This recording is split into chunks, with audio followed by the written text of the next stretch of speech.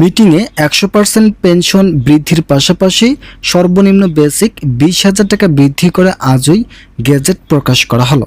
এ বিষয়ে বিস্তারিত আলোচনা করার শুরুতে চ্যানেলটি সাবস্ক্রাইব করে ভিডিওটি কন্টিনিউ করুন। সরকারি চাকরিজীবীদের দীর্ঘ প্রতীক্ষার অবসান ঘটিয়ে প্রশাসনিক ক্ষেত্রে এক অভূতপূর্ব ও যুগান্তকারী সিদ্ধান্তের ঘোষণা এসেছে। সচিব পর্যায়ের উচ্চ পর্যায়ের দীর্ঘ বৈঠক এবং সংসদীয় আলোচনার মধ্য দিয়ে সরকারি কর্মচারীদের নতুন পে স্কেলের রূপরেখা চূড়ান্ত রূপ লাভ করেছে। দেশের প্রশাসনিক গতিশীলতা বজায় রাখা এবং দ্রব্যমূল্যের ঊর্ধ্বগতির বাজারে কর্মচারীদের আর্থিক সুরক্ষা নিশ্চিত করতে সরকার অত্যন্ত দ্রুততার সঙ্গে সামগ্রিক কাজ সম্পন্ন করেছে। প্রধানমন্ত্রী প্রশাসনিক প্রধানদের স্পষ্টভাবে জানিয়ে দিয়েছে যে নতুন বেতন কাঠামো প্রজ্ঞাপন জারির ক্ষেত্রে কোনো ধরনের দীর্ঘসূত্রিতা গ্রহণযোগ্য নয়।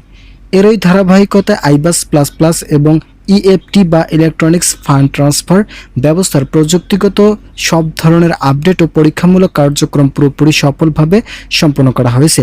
সংশ্লিষ্ট সূত্রে জানা গেছে, চলতি সপ্তাহের মধ্যেই সকল আইনি ও প্রশাসনিক আনুষ্ঠানিকতা আনুষ্ঠানিকভাবে সম্পন্ন করে চূড়ান্ত গেজেট প্রকাশের সব প্রস্তুতি চূড়ান্ত করা হবে।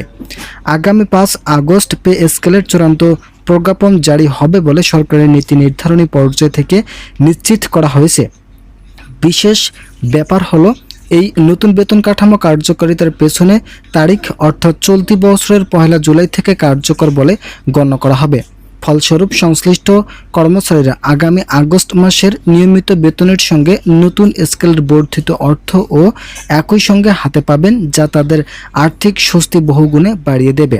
বর্তমান অর্থনৈতিক বাস্তবতায় নিম্ন ও মধ্যম আয়ের কর্মচারীদের বিশেষ সুরক্ষার কথা মাথায় রেখে এবারের পে স্কেলে বেশ কিছু চমকপ্রদ সুযোগ সুবিধা যুক্ত করা হয়েছে।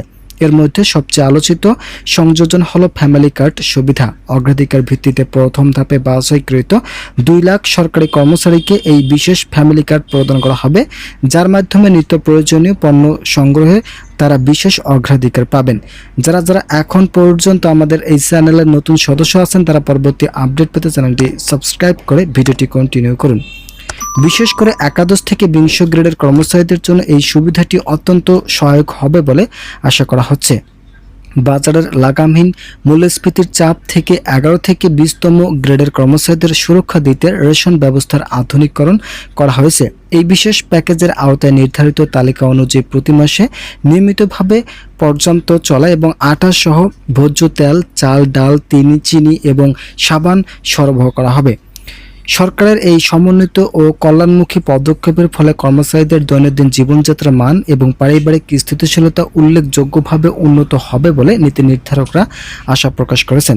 প্রশাসনিক স্তরে স্বচ্ছতা ও জবাবদিহিতা বজায় রেখে এই সুবিধাগুলো সরাসরি সঠিক প্রাপকদের কাছে পৌঁছে দেওয়ার জন্য ডিজিটাল ডাটাবেস প্রস্তুত রাখা হয়েছে।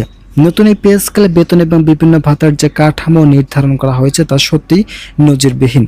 প্রকাশিত খসড়া বিবরণ ও প্রস্তাবনা অনুযায়ী প্রথম থেকে 10ম গ্রেডের কর্মকর্তাদের মূল বেতন প্রায় 60% বৃদ্ধি করা হয়েছে। পাশাপাশি একাদশ থেকে 20 গ্রেডের কর্মচারীদের ক্ষেত্রে বৈষম্য কমানোর লক্ষ্যে মূল বেতন 1,60,000 পর্যন্ত বৃদ্ধি করা হয়েছে।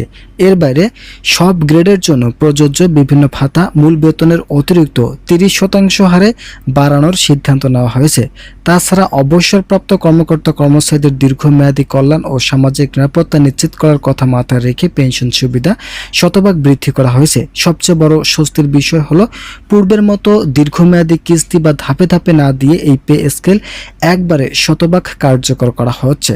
আপনারা যারা এখনো আমাদের এই চ্যানেলের নতুন সদস্য আছেন, তারা পরবর্তী আপডেট পেতে চ্যানেলটি সাবস্ক্রাইব করে ভিডিওটি কন্টিনিউ করুন। অর্থ বিতরণের আধুনিক পদ্ধতি নিশ্চিত করতে ইএফটি বা আইবাস প্লাস প্লাস সফটওয়্যার পুরোপুরি প্রস্তুত রাখা হয়েছে। আজ অনুষ্ঠিত জাতীয় অর্থনৈতিক পরিষদে নির্বাহী কমিটির বিশেষ বৈঠকে এই পে স্কেল বাস্তবায়নের চূড়ান্ত চিত্র অনুমোদিত হয়েছে, যা বাস্তবায়নের সর্বশেষ ধাপ হিসেবে বিবেচিত হচ্ছে।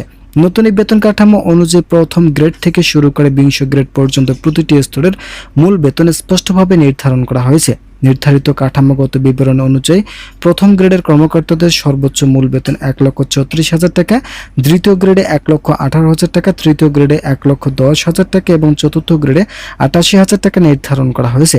এছাড়া পঞ্চম গ্রেডে ৭৬,০০০ টাকা, ষষ্ঠ গ্রেডে ৬৬,০০০ টাকা, সপ্তম গ্রেডে ৫৭,০০০ টাকা, অষ্টম গ্রেডে ৪৯,০০০ টাকা, নবম গ্রেডে ৪২,০০০ টাকা এবং দশম গ্রেডে কর্মচারীদের মূল বেতন ৩৬,০০০ টাকা ধার্য করা হয়েছে। অন্যদিকে ১১তম থেকে ২০তম গ্রেডের দীর্ঘদিনের বৈষম্য দূর করতে বেতন উল্লেখযোগ্য পরিমাণে বাড়ানো হয়েছে। এই স্লটে একাদশ গ্রেডে ৩২,০০০ টাকা, দ্বাদশ গ্রেডে ৩০,০০০ টাকা, ত্রয়োদশ গ্রেডে ২৮,০০০ টাকা, চতুর্দশ গ্রেডে ২৬,০০০ টাকা, পঞ্চদশ গ্রেডে ২৫,০০০ টাকা, ষোড়শ গ্রেডে ২৪,০০০ টাকা, সপ্তদশ গ্রেডে ২৩,২৫০ টাকা, অষ্টাদশ গ্রেডে ২২,৫০০ টাকা, ঊনবিংশ গ্রেডে ২১,৭৫০ টাকা এবং বিংশ বা সর্বনিম্ন গ্রেডের কর্মচারীদের মূল বেতন ২১,০০০ টাকা নির্ধারণ করা হয়েছে। সার্বিকভাবে সরকারের এই সুদূর প্রসারী ও সময়োপযোগী সিদ্ধান্ত দেশের প্রশাসনিক অঙ্গনে ঐতিহাসিক গতিশীলতা আনবে বলে প্রত্যাশা করা হচ্ছে। সরকারি চাকরিজীবীদের জন্য সর্বনিম্ন বেসিক ২১,৭৫০ টাকা নির্ধারণ করা হয়েছে, যা কর্মকর্তা এবং কর্মচারীদের দীর্ঘদিনের সকল ধরনের সুযোগ সুবিধা বাস্তবায়নের নতুন মাপকাঠি হিসেবে তুলে ধরেন সংশ্লিষ্ট কর্তৃপক্ষ। যারা এখন পর্যন্ত আমাদের এই চ্যানেলের নতুন সদস্য আছেন, তারা পরবর্তী আপডেট পেতে চ্যানেলটি সাবস্ক্রাইব করে আমাদের সঙ্গে থাকুন।